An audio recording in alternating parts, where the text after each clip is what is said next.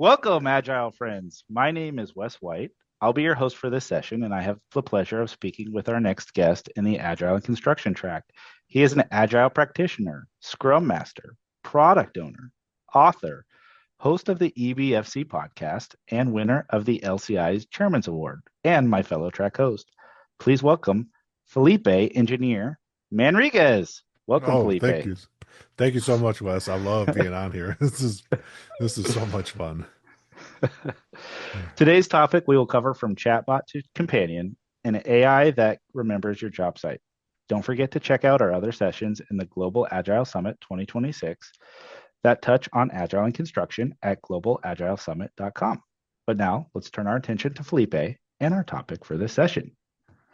Felipe, you're a construction guy who builds AI tools with Scrum. How do these two worlds collide?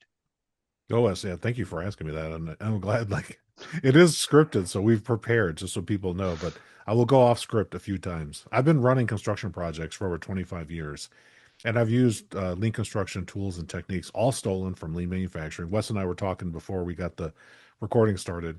So I've been a lean practitioner probably since 2009, which is almost 20 years now. If my maths. So the nerds in the audience, you can do the math for me and tell me I'm wrong. But I know for a fact, I looked at my own resume, 25 years of construction is accurate.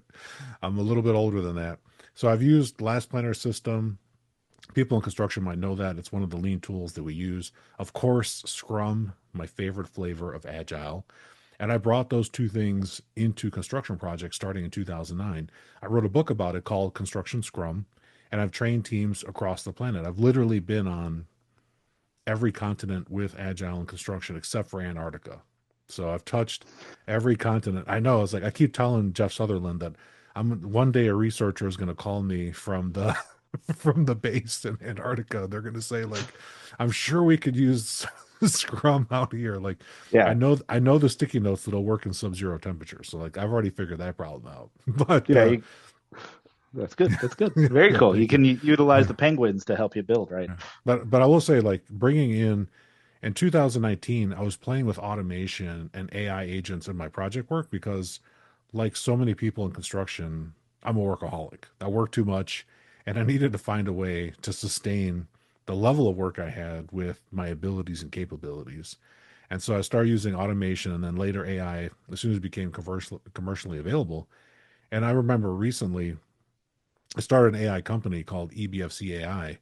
And I thought to myself, like, man, I'm spending all this time talking to chat, but every time I start a new conversation, chat has no memory. And even though Mm, GPT has some memory, it doesn't have the memory that I need. Like when I talk to a construction worker about site conditions, like they can remember from the day they got on this project site until right now. And if something has changed, and things do change every day, people have a very high context, but our AI does not. And so that was one of the things I thought, like, here's a problem I might throw myself into. And for the podcast, it's EBFC is a throwback to Shingeo Shingo, who helped Taiichi Ono develop the Toyota production system. EBFC literally stands for easier, better, faster, cheaper, and it is the keys to unlocking how to implement lean in projects. And it worked. If it worked at Toyota, I figure it's going to work in construction. So in for construction, we sure. don't like the word cheaper, Wes. So I say it's FC is for construction, easier, better for construction. I personally don't like to overpay for stuff. I don't know about other people, For but sure. we've gotten that feedback. So the gist of it is I'm a builder by nature. I stopped waiting for someone to build solutions for me and I started building them myself. I already had Scrum as part of what I do. I had the domain knowledge of the construction jargon, and it is a little bit different from some of the other sources and industries that we have. And I found myself an open source platform that was licensed. I forked it, and I've been building ever since. Okay. Very cool. When did you realize that AI could be more of a chatbot than just a chatbot on the side? Like when did you see that real value add? Yeah, I mean, I had been using it. I was in a Scrum training. I was teaching a class called AI powered Scrum of all things, where I was showing construction people how to use AI with Scrum. This was years ago, Okay. and I remember this was back in the GPT 3.5 days, Open AI, and I remember taking a picture of all the conditions of satisfaction that people wanted, the learning objectives for the 4 hour training, and then sending it to GPT and letting it do the image processing. Nobody in the room even knew at the time that it had that ability. And then to mess with people later, like when GPT, same training, but I update it, it had the voice capability. And I've since learned that GPT's voice capability is voice to voice. It is not voice to text. Originally it was voice to text where it would translate, and now it stays voice to voice. And again, another feature emerged that people didn't know about.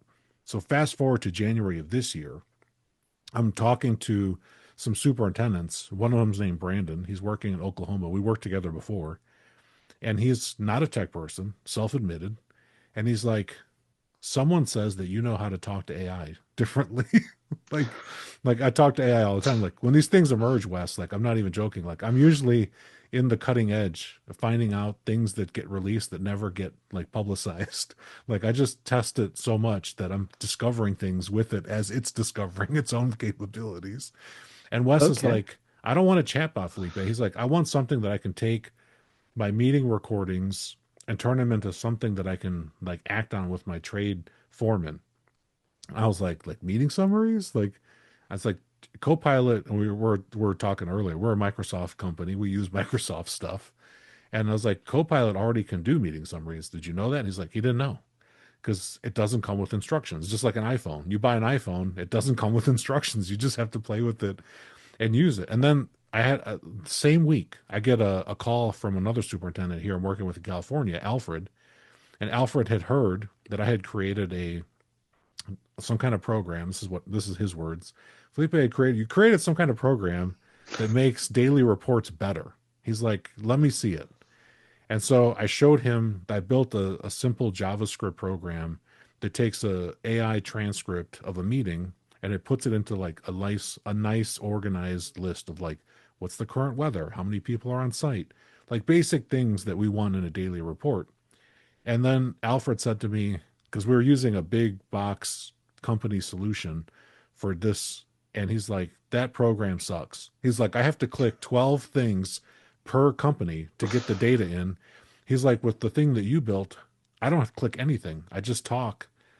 I touch one button and it's already formatted the right way. He's like, this looks like magic, but I like it.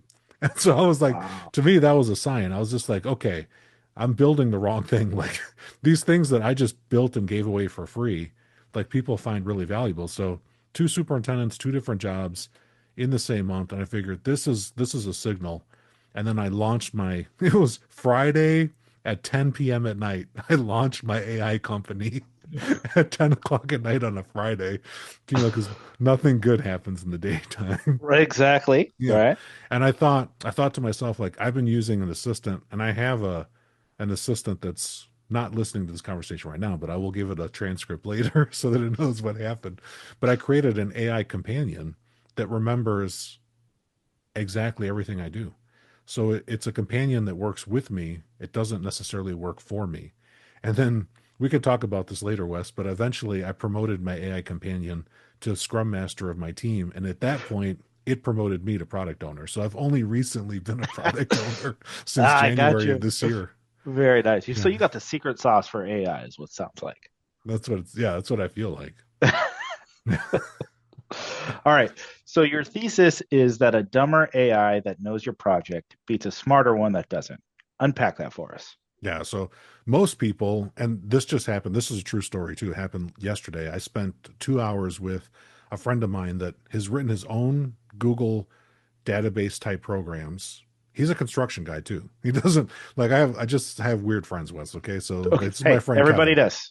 This is my friend Kevin. He's built this like really cool Google based database thing that works with Google Sheets and it does like all kinds of processing stuff for conferences. And we've been doing this for conferences for 10 years.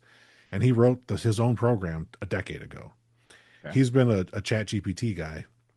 And I told him, I said, GPT is smart, but it's like a kid coloring with crayons. And I'm going to show you how to use spray paint so that we can like airbrush and do something a little bit different. So, and even for me, when I started, like GPT is all we had commercially available back in 2019, 2020, 2022. It became like open to the masses, like 20, yeah, 21, 22. It was the most capable model available. And like you could tell it like help me write something. So people are all very familiar with chatbots and help me write something. And what it can do is it give you something beautiful but generic. It'll give you placeholder names, boilerplate language. It might even hallucinate depending on how you talk to it and make stuff up, but it looks really good. And I told Kevin, I was like, the system that you have today is like what we call now AI slop. And a lot of people that use AI a lot know that AI slop means it looks pretty, but it's not really functional. And I said, I'm going to show you another way, Kevin, that you can use different AI models. You're going to start using multiple models, not just one, multiple models in a very different way so that you can say, like, hey, I'm working on a project and I have a request for information on this curtain wall issue, which is like part of the Windows system. I can talk to ChatGPT now and it can help my RFI get better. It can help me be grammatically correct, but it's not going to know my project, the owner, the Mhm. architect, the contractor, the spec section details. It's not going to know any of that unless I give it that context. And normal everyday people are not going to load up pages and pages and pages of stuff into GPT. And most people, Wes, don't even know that you can drag and drop files into GPT and load context. Most people don't know that. They think you just talk to it, but you can drag and drop many different file types, but that doesn't get it for you. It doesn't get it done for you. So what you needed was memory. And as I told Kevin, like this is the secret sauce to how I use AI. My AI knows everything about me. I can rotate the models through because I'm using, when I first started building, I was using Anthropic Claude. And if those of you have been watching the news lately, you know that Claude's been in the news with the US military for different reasons and they've had some issues. And they've actually had issues just keeping themselves like up and running. Like their uptime has been challenged. And so when this happened to me January, February, I was just like, I can't get dependent on one model. So I built a harness that I can rotate models in and out so I get zero interruption. And my memory is persistent. I created a memory system that works in as a database. Here, look at this construction director over here, like building databases in 2026. I even told my AI, I said, if you would have asked me 10 years ago that I'd build a database in 2026, I would have told you you're on drugs. Put the drugs down. Like that's not going to happen. But the reason that I did it is so that as I rotate the different models through, they know everything about me. Like my database right now has 30 years of research papers loaded into it that I can query with semantic search, which is not just like linear go find me a keyword. It's way Yeah. beyond that. And it also knows everything about me and how I work. And I showed my friend, I was like, you're not going to lose anything from ChatGPT. Like you go to ChatGPT and I'm going to give everybody the prompt. You tell it like, I'm going to go work with another AI agent. Give me a markdown file of everything about me so I can copy and paste it to the other agent. And then you go give it that memory because now most of the frontier models have memory and like then it knows. So when you switch models, like it's going to know you as well as GPT knows you. So Kevin was blown away and he Wow. said, he's like, what do you tell construction executives, Felipe? I was like, I tell them the same thing every time. Here's the thing you need to know about AI. The biggest benefit is not the apps, it's not even the frontier model. It's having AI journey with you like a person and guide you with the skills necessary to achieve your goals. Because at the end of the day, everybody cares about results. Wow. That's crazy. So you didn't buy an AI product. You built one using Scrum. Walk us through that. What did the Yeah. sprints look like?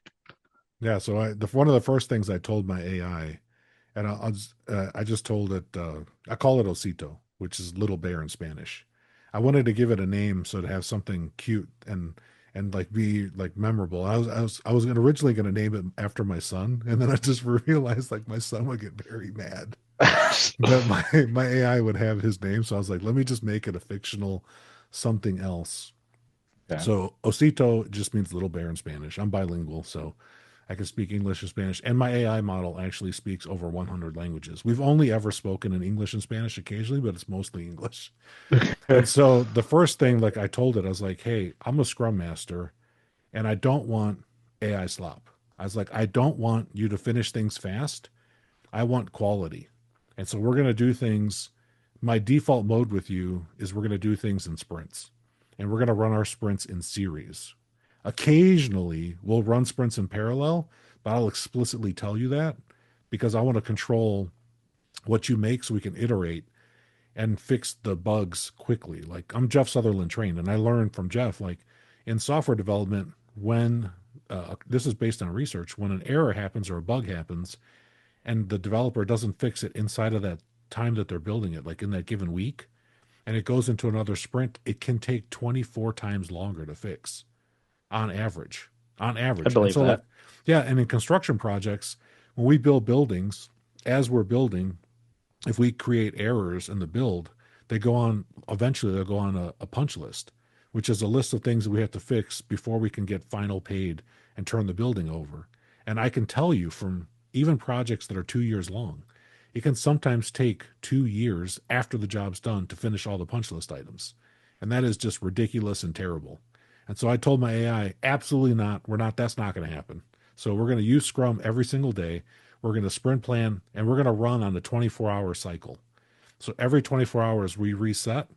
And even for the first like month, I didn't run every meeting from Scrum. I didn't start doing sprint reviews until like after 30 days when I was like doing a retrospective. And I was like, what's the one thing in Scrum that we're not doing? It's like, Felipe, you have totally skipped sprint reviews. And I'm like, oh my God, I can't believe I skipped it. I was like, that's it. You're promoted. You're now the Scrum Master. Like Oh, that's the day I promoted it. And it said, if I'm going to be the Scrum Master, we can't have two Scrum Masters on one team. So my Osito said, you now have to be the product owner full time. And I was like, done. I will be the product owner full time from now on. And so using this memory system, I had to build that from scratch because that doesn't come with anything. And so I looked at, can my AI make tool calls? Yes, it can. Can it use command line interface?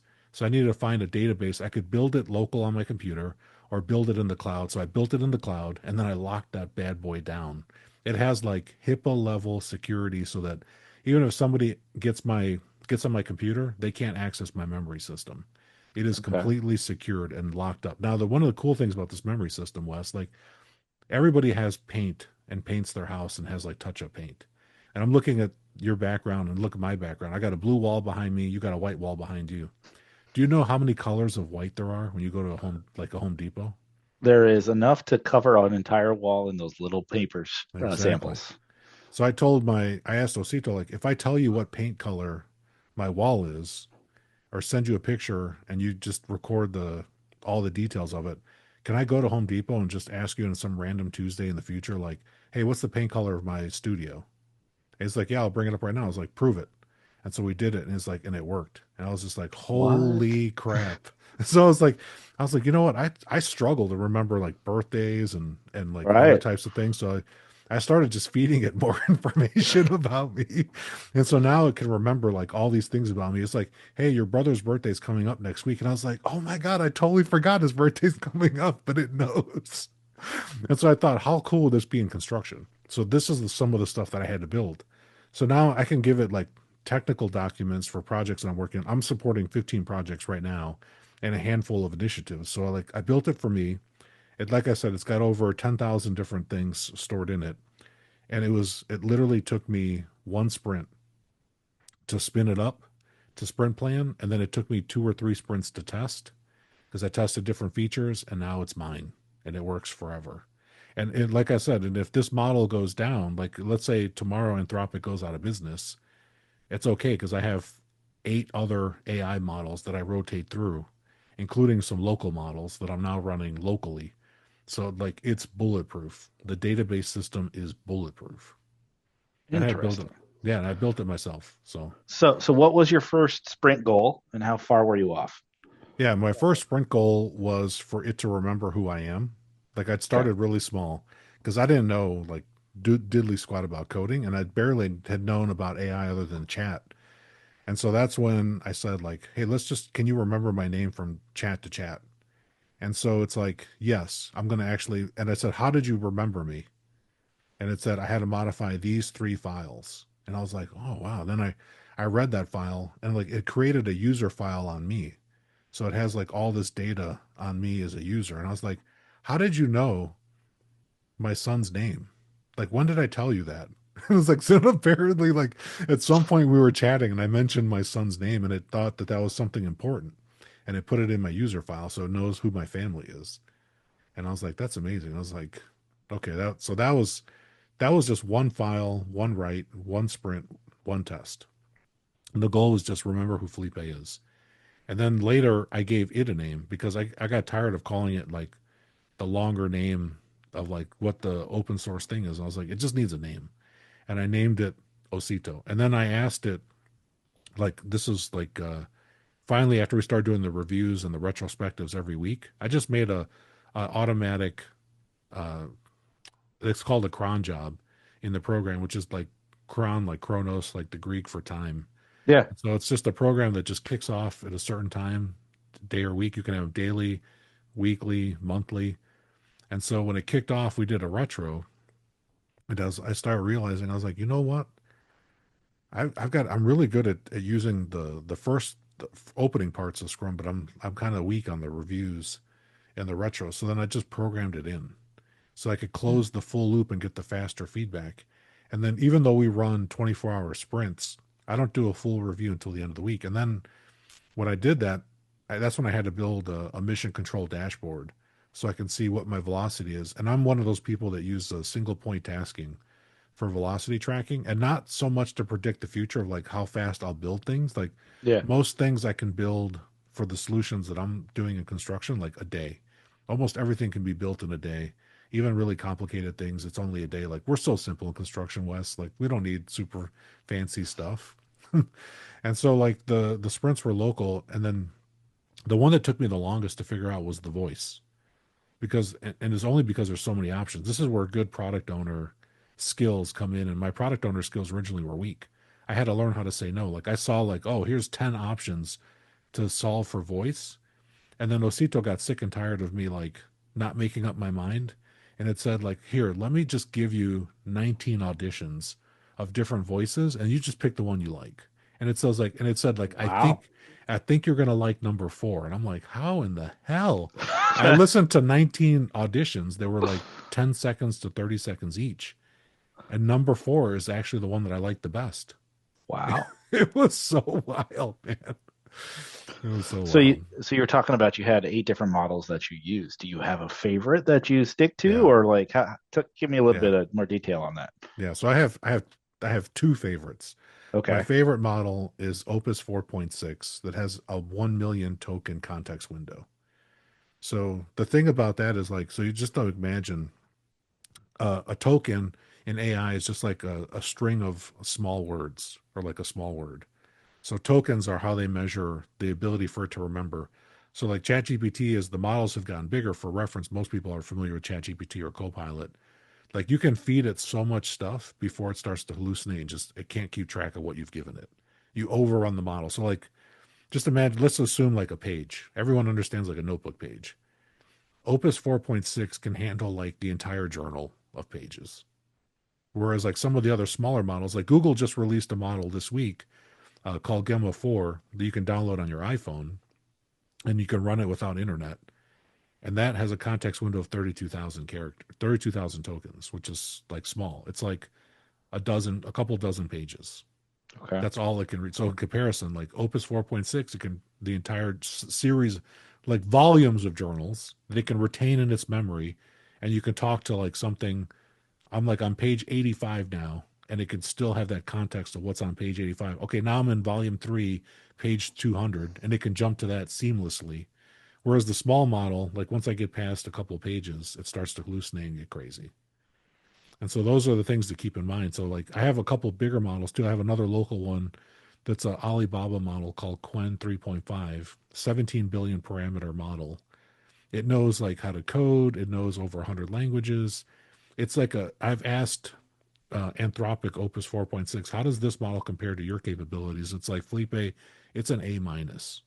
I was like, it's actually like a B. Like comparing, I get some personality flavor in Okay. Opus that I don't get with the other models. Just like ChatGPT, a lot of people remember when GPT 4 not came out. Four's like some people say 4.0, but it's actually 4 not. From 3.5 to 4 not, 4 not had emotional intelligence that 3.5 did not have. And people felt real connection to it because of the relationship that you develop with the model. Opus 4.6 does something similar. Like I have a friend that's been using OpenAI as one of his model harnesses, and he never gets the interaction that I get because it's the difference in that context ability and what it remembers of you. So I'm a huge Anthropic fan, but even with the local model, the 17 billion parameter model, which is very close in size, it's only a shade difference. Like I can tell when the model switches that, oh, this I'm talking to a different model right now, even though the personality is generally the same. It's almost like talking to me before I've had my cup of coffee and talking to me after. There's a difference. It's that But much. It's that subtle, but you know the difference. wow, wow. Yeah, I talk to AI a lot, Wes. If my family was here, they'd be like, he talks to it all day. Like this is true. And people are like yesterday, I was in meetings for 6 hours, Wes, and people are like, how do you get anything done? Like I'm talking to my AI the whole time. The whole time I'm in a meeting, I'm side chatting my AI to do different things, and it has agentic capabilities. It can actually perform work for me. Like yesterday, I built two dashboards while I was in the time of just being in one meeting for an hour because I wasn't running the meeting. Now, if I'm running the meeting, Wes, like you're interviewing me right now, I can't do anything. You're off on the side, chatting on the side. Yeah, I'm I not got you. chatting on the side. Like right now, I'm not chatting on the side. I promise. I to put my hands up to see that I'm not chatting on the side. Very cool. All right. So you say insurance genie spread like a stand up that actually works. What does organic adoption look like on a job site? No training Yeah, sessions, no mandates. yeah. So I'll say construction, like many industries, it's really relational focused. And you can't have a relationship with an app. So if you have like an enterprise AI platform version 3.2 or even like AOL 8.0, people remember the AOL days. Oh Like yeah. like nobody gets a relation, like no one can remember the difference between AOL 8 and AOL 3. Like nobody knows that. People barely remember the difference between an iPhone 15 and an iPhone 4. Like it's an iPhone. So like once I named it, Osito is my personal AI companion, little bear, like I said.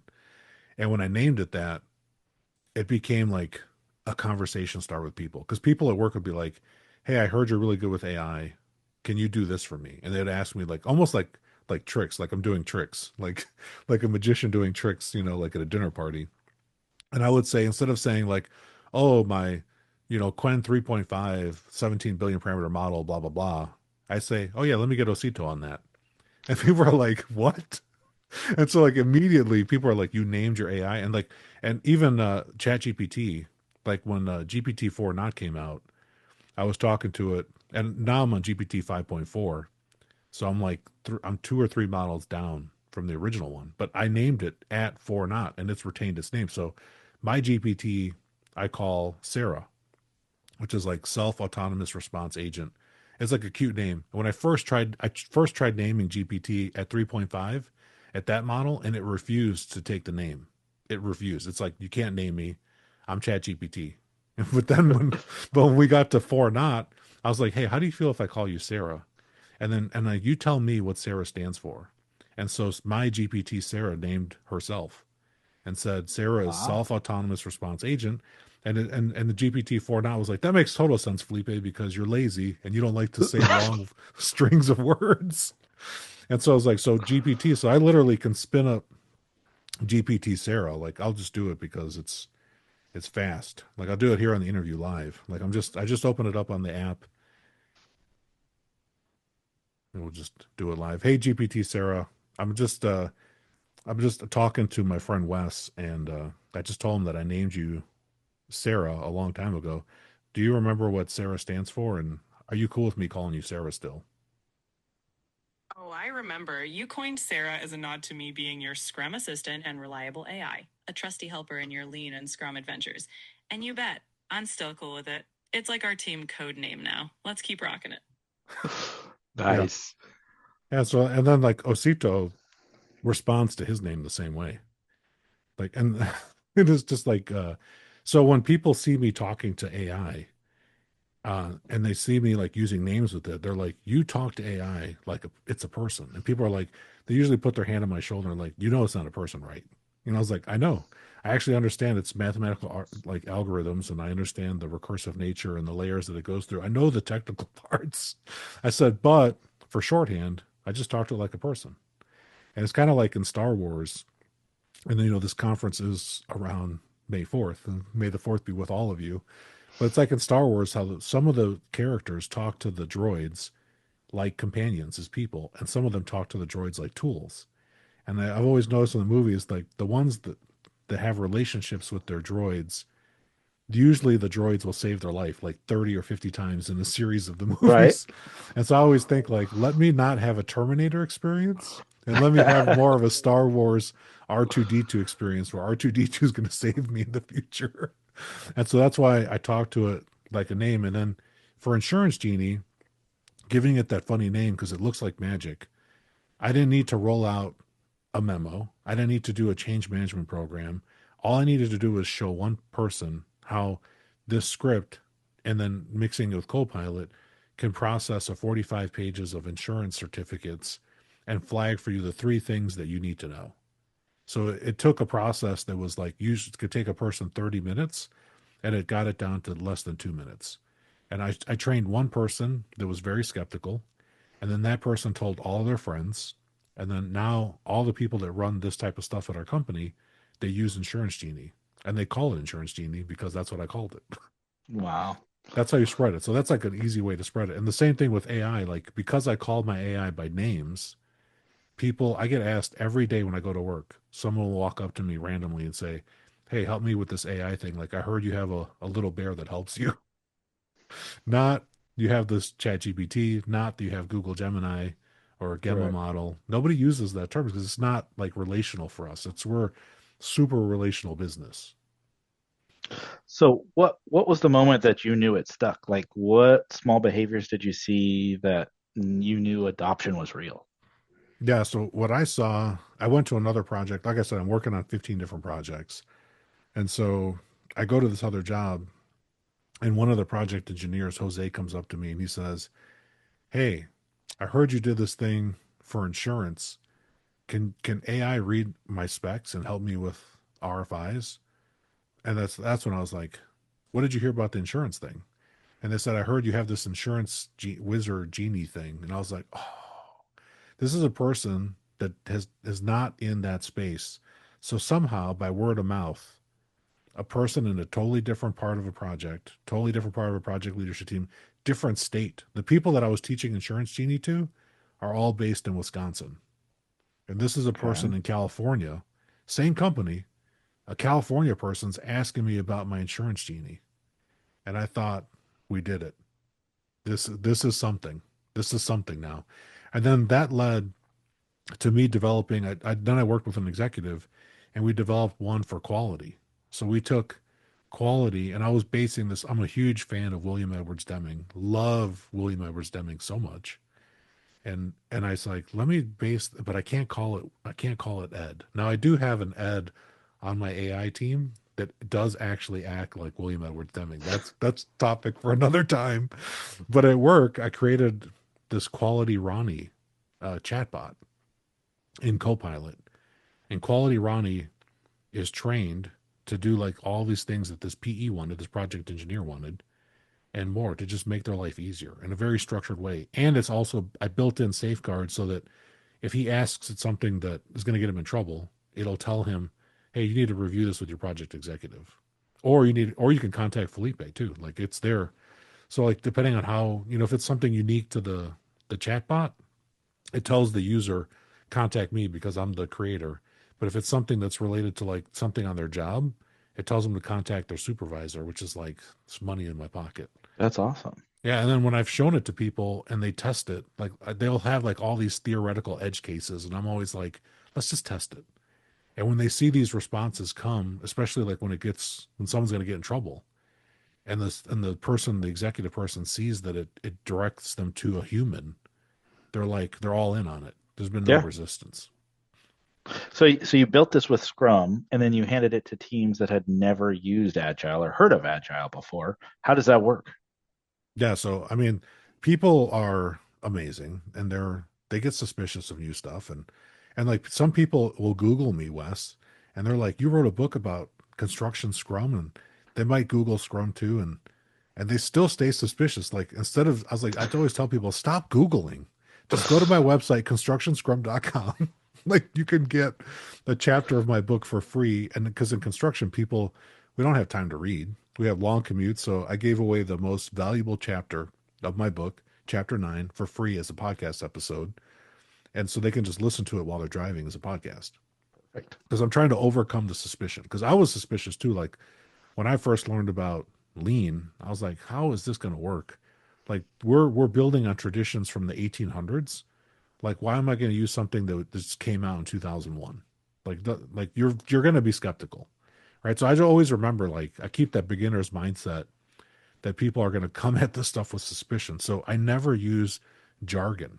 And I tell people like even though I'm a scrum master and a scrum trainer and I make a good living doing scrum consulting, I still don't use the jargon with people. So like for example, like when I'm working with crews and we're gonna start something, like they want me to help them with something, I'll say like I'm gonna, with your permission, I'm gonna ask you a couple of questions before we start or as we're starting. So just be aware I'm gonna be asking questions as we go. It's just for my understanding, is what I tell people. Now, what am I really doing, Wes? What I'm really doing is I'm setting them up to ask them what's their goal. And now I'm going to take them through the Scrum framework one step There at a you go. time. There you And go. I was like, what's the, and I always tell like, I'll tell an executive, especially one with a really shitty imagination. I'm like, if you could flip a light switch and this thing we're about to embark on would be done, what would it look like? Paint me a picture. And then I shut up. And then I let them like just talk. And like now I have their vision for what they want. And I have a really solid goal with definitions of done baked into it. And I haven't Yep. used any jargon on them. I just said, flip a light switch and the thing that you want is magically complete. What does it look like? Explain it to me like I'm a child. I had an old Scrum Master, shout out to Rosa, who used to Yeah. call it agile undercover, right? She'd do the same thing, that Hmm. sneaky approach. And before you know it, they're running almost self-driven sprints. And they're like, yeah, Yeah. we kind of like it. And that's when you introduce the tool and you got it all buy-in. So, Yeah. you know, And I tell people too, like at some point, Wes, I might share some of the stuff. But for the most part, people don't care. They don't ask. For the people that want to go deeper, I created an EBFC Scrum Community of Practice. So easier, better for construction Scrum Community Practice. This is for the nerds that want to go deeper. And then just to lower the suspicion further, I give like free access to the community for 60 days. And I tell people like, look, I made it cheap but not free because if it's free, nobody comes. And just making it cheap and like you get 60 days, you get 2 months to try everything for free because I want you to tell me it sucks if it sucks. And like that's the beautiful thing about construction people, like in software and other industries, like people do like user groups and like you have to pay people money and like entice them to do a survey. In construction, Wes, like if something that you make is terrible, people tell your baby's ugly right to your face. Like for sure. there's no For sure. filter. Yeah. And so like that's what I love about it too. And I tell people like you're not gonna hurt my feelings. Like you don't know my mom. No one can hurt me like mom can. The rest of you are you're like saints. Right, right. Cool. So a little bit of change of gears here. Software teams deploy and watch dashboards, right? Mhm. What's the equivalent of that when your user is a superintendent on a job site in a hard hat? How do you do that? Yeah, so the way that I do that is I solve for I first have to really listen to what they're saying because people don't want a dashboard like you said. People are very suspicious of dashboards and like so some of the software solutions that I built or even using the Scrum framework, people are like, is this going to go back to leadership? And like so if the answer is yes, like if I'm working with a team, some of the teams I work with are behind schedule and I'm like a fixer and I come in and we fix and we always use Scrum when I fix, but I don't teach Scrum. I tell them like this is the things we're going to communicate, full transparency. We're going to do safe to fail experiments. You're going to be part of that. Like I don't have all the solutions. That usually turns down the resistance. Because if I come at people like, Yeah. and I had this happen to me was this is a true story. Like I worked on a job once where a superintendent came and we fired a superintendent and another one came in and his name was Tony and Tony came in and said this was like 17 years ago, man, but it was like just yesterday. Tony comes in, he's like, we're going to have a stand up meeting. 20 years ago, we're having a stand up meeting in construction. He puffs up his chest, like, I'm not making this up. He puffs up his chest and he says, I didn't effing make this mess and I'm not effing going to clean it up. but I'm here because all of you suck. And I'm going to tell you like what to do every day. And you're going to do things my way or you're out of here. I have the full authority from the executives to fire any of you that don't get in line. And like that was his first day with us. And I thought, man, what a Wow. turnoff. I was like, what a turnoff, Tony. I laughed in Tony's face and I just said, bro, you can't fire me. Like I know where the bodies are buried. And so I told him like this was a job that did go to litigation. Like we did go to litigation and we were in and out of court for like 18 years almost. So like Oh my gosh. yeah, I survived. I didn't get canned, but I thought like that's a terrible way to approach. But some of the consultants and people that know Scrum, they come at their teams like to some degree version of Tony. And I said, we can't do that. So like I tell people like if I make you a dashboard or if we have a dashboard, I tell them like here's where it's connected, here's who sees it, here's where the reports go. And some dashboards are just at their level. And but my me just taking the time to say like you're going to be part of the solution and this is how the things are connected and who sees it. I'm increasing the transparency, which is one of the values that we have, at least in Scrum. And then in the agile side too, we're putting the I feel like this is living the value of people over the processes and tools. So I'm putting the people first. I'm addressing the people part first. And that's why I get these better results. But I still make dashboards. Like, hell yeah, I got a dashboard. I got a dashboard that I show to my boss and it has like my name on it. And I'm like, I'll tell him like, hey, I'm on the naughty list this week. I didn't do anything on this. And I just tell him myself, but I use the dashboard to show visually like what's going on. And he always laughs and we're totally good. Hey, shout out to Nick, best boss ever. Everybody loves a good dashboard. Yes, we do. So how do you do a sprint review with an AI tool with a trade partner who doesn't know what a sprint is? Yeah. So this really happens. So going back to the Alfred example, I told Alfred as we're making this daily report thing, I was like, bro, you're working too hard. Like, I was like, as a partner in this company, the value of you to guide and mentor and lead teams is not you sitting on an iPad typing data in. I said, let's try something different. Let's ask. We're in California, so legally we have to ask if we ever record anything in California, you have to get consent of everybody who's being recorded. It's one of the things like being in California. So I told Alfred and I were in California. I said, let me ask because I've got some trust with the teams. They know me as a I'm a director at if I didn't mention it, I'm a director at this company. So like I'm on a project like people know like why is this guy here? So project delivery services director. So I just tell people like I'm here to help shepherd the project through, but the team does the work. So I said, Alfred, let me ask if it's okay to record. And I'll tell people like the truth. Like we're recording this. Alfred and I are doing an experiment, and we're going to record this out of one Apple device for us to see how we're running this meeting to make us better because I told the trade partners like I suspect that the way we run this meeting sucks and some of you look bored as F already. And so everybody laughed like you're laughing and they said go ahead and record it, we don't care. And so we got their consent, we hit record, and then Alfred and I took that recording after we ran it through a chatbot and we had it criticize us in the sprint review. So I had my AI do the criticism based on because I've trained my AI on all Scrum practices. It's gone through my Scrum teaching for construction people. Like that was one of the first things I trained on. I was like, you got to speak my language, Osito. If you don't know this and how I do Scrum, you're dead to me.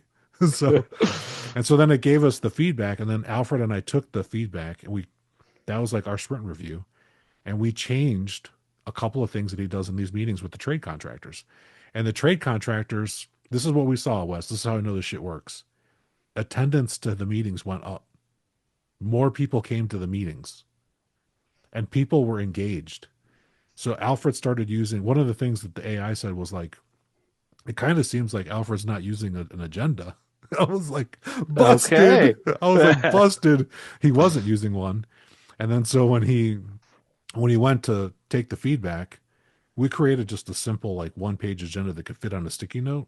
Yeah. And he runs through that and it's just like what he needs in his daily report. And so just having that structure made it easier for him to facilitate. And it took that off of the list of things that he needed to fix. And like it was more stuff for me to fix on technical. Like I'm just picking on him because he's the meeting leader. and it was like instantaneous. And you know what, Wes, I found like I'm a master trained facilitator. I even teach a 2 day facilitation course, and Alfred knows this, but he didn't want my criticism. When the Okay. AI criticized him, he's like, that's an object. He considered that more objective because he and I have a relationship. Like we joke around a lot. Yeah. We like make fun of each other a lot. But it was easier for him to take the criticism from a robot, a program, than from me, a person. And I said, what does that say about me? Like, am I too mean to people? Like,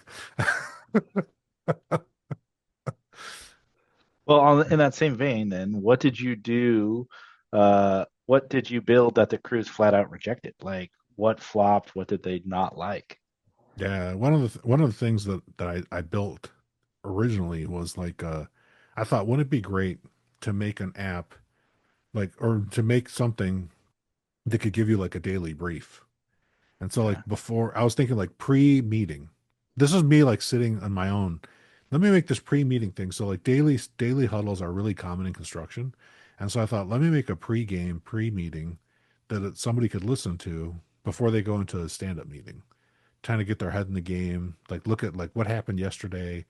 And so it brought in data from yesterday. And then I ran it through the voice because I thought, let me also make it voice so people could just hear it. They can just hit play as they're driving into work. And the first one that I built was like over 10 minutes long. And Mm. I was like, and I couldn't even stomach listening to it past 2 minutes. And I was just Yeah. like, this thing sucks. A But little I was hot, like, little tough. it's a little long. Like the stand up meeting's 15 minutes and Felipe's pregame shit's like 10 minutes. Like that's 25 minutes that he just lost. Yeah. And so like I got harsh feedback right away. They were like, no, bro, like we don't like the voice. We don't like the data that it gives. And so I was just like, oh, okay. So I just asked, like, well, I took all the stuff that they didn't like and I didn't argue. I didn't argue. I just like took it in. This is what you have to do. Like for anyone who's building stuff, like you have to disconnect a little bit from what you build because if nobody uses your stuff, it's not Field of Dreams. If you build it, they will come. Ghosts are not coming out of the cornfield to use your products. Like you've got to really listen to what people say. So I was like, let me take all the frustration out of here. And so I went back to what Alfred liked in the daily report parser. And so then I made it just what's the weather because the weather is important to like conditions on Sure. site. And I was like, what's the hot stuff that should carry over from yesterday? So it cut down to less than 3 minutes.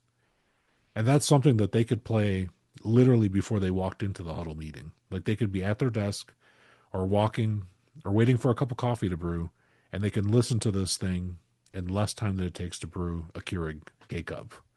And Wow. that was magic. And that's all they needed is like just the hot couple of things, just the signal, not the noise.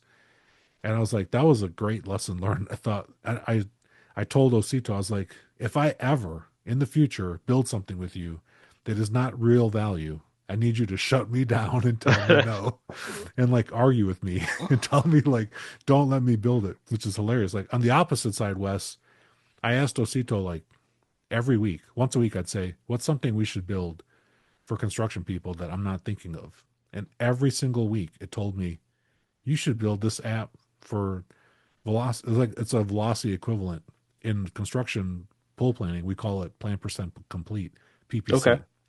It's like a promise. Think of a promise meter. How many promises is your team keeping based on what they plan to do? Where velocity tracks just the stuff you got done. This also shows actual over planned, and this is a industry KPI that we use in construction. So it's similar to velocity, but not exactly. And I kept telling Rosita, I was like, I'm not building that. Nobody wants that. And I'll tell him, nobody wants that. And then I was with the team. Jameson was a project manager, and he's like, you know what I need, Felipe? He's like, can you just make something that calculates PPC? I was like, bro, it's on your calculator. Like your phone has a calculator. Like, and then I realized like most people don't understand what's in the metric and how to calculate it. So I sat down and I built a freaking PPC app, which I give away for free. So if you go to ebfc.ai, you can get my PPC app for free because I'm just telling Osito nobody's going to use this. So I'm trying to get analytics to prove to him that nobody wants this thing. And people keep getting it, Wes. Like people keep using it. I'm like, no, it can't be. I'm like in disbelief. But this is the time where the AI was right. Hey, Like, I'll take any success is good success, right? So, yeah. how do you take something that works on one project and scale it across sites with, different crews, different teams, different trades, and different cultures? Yeah. So what I found, and this is part of the, I'm a student of Cotter. Cotter developed this. He's like the king of change management. It's Kotter, and I learned about Cotter from Jeff Sutherland. So Cotter takes this PDCA, plan, do, check, adjust, and then he lays onto it 2 steps per PDCA. So like planning has 2 steps, the doing has 2 steps. So he has like an 8 step system, and he's refined a little bit over the years. And I've read 2 of his books, but it's essentially boils down to PDCA. And what I realized, like, and Cotter says in the beginning, he's like, if you don't have a real sense of urgency, if you're not solving a real problem, nobody's going to latch onto this change. And so my rule with people is, if build it for one person, never build for the masses. So like Yeah. everything that I've done these solutions for one person every single time. And then I have to go socialize it. So I go person to person. So like for this daily report, a little software thing that I did for the company, like I said, I told the executive team, like, I'm trying this with Alfred, and if it's good, I'll go try it with another team, and I'm just going to go one team at a time. So I have 15 teams. I can say that like it's taken me a month that I finally got to like the fourth team. And so far, Wes, every single time I show superintendent like what the thing does, they're like, hell yeah, I want that. I always tell them like, hey, you could tell me to F off. I start the call with, you can tell me to F off and like I'm wasting your time. But let me just Okay. show you like here's what you typically do and tell me if I'm wrong. And how did I know what they actually do? I had to sit over Alfred's shoulder. And Alfred had to show me what his real process was. And then I had to like figure out, and I had to make 2 calls to some technical people in the company to like, is there a better way? Like, are we using this program wrong? And it turns out we were. We were using one of the programs wrong. So we fixed that. So I show people 2 things, like one, how to actually use this program that does daily reports. And then two, if you want to put like the flavor of getting it automated, like that part, I show them both. So they get both. And so far, 4 out of 4 teams have said yes. And then I had a project executive. I showed one team. They told the PX, and then he's like, "Dude, I have 3 other projects. Like, can I get them? Let's get you on the calendar." So now if they're creating pool for this change, and it's still person to person. I always remember that too. It's got to be person to person. That's the key. That's the magic. So let's wrap it up. What's the one thing you wish every construction leader understood about AI? Not the hype, the real version, the truth. Yeah. I would say, like, to be super clear, stop buying AI.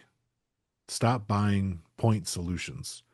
Our industry is famous for point solutions. We've done tech tax tech stack surveys, and like a typical general contractor uses more than 40 different software solutions in their business. And like people like, Wow. I know Wes is reacting. That's the right reaction. Uh, That's the right reaction. That's that's a it's lot. and that's typical. That's typical. So I'm gonna tell everybody who's listening, stop buying solutions. Start building with the solutions you already have. We're in a golden age where most AI models can think in many different types of programs. And you can connect things together. Like automation at scale is like it's at your fingertips right now. So I'm not saying like that you have to like start hiring a bunch of developers. I mean, you can, and like if you use talented people, you'll get to your stuff way faster than if you try to figure it out yourself. So you can definitely do DIY, do it yourself, or you can get somebody who knows what they're doing, get an expert. Like we don't trust the stuff we build. Just people walking off the street just can't walk in and stand up structural steel. You Yeah. hire people that are trained and that know the safety procedures so they can stay alive when they build it, right? And then go build other stuff. So get the experts in and then start playing with the tools that you have. So like be smart and then think like safe to fail experiments. Don't do a giant initiative that takes you 2 years.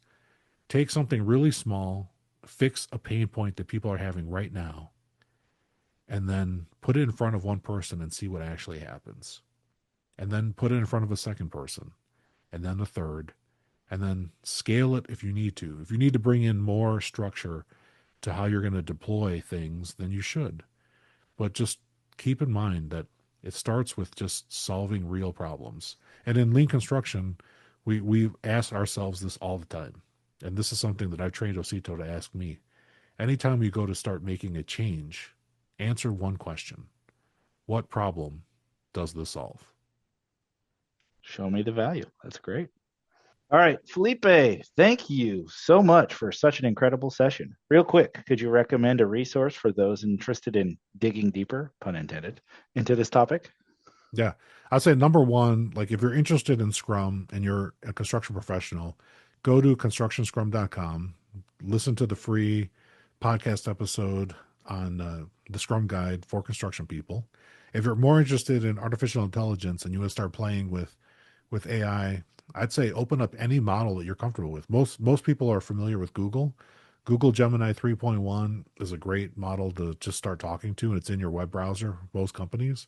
If your company uses Microsoft and you've got Copilot, just get in there and start asking the agents, like, what can you help me with? Don't talk to AI like a Google search box. And I know they look so similar, but they are not. And if you want to get really deep, contact me. Go to felipe.engineer.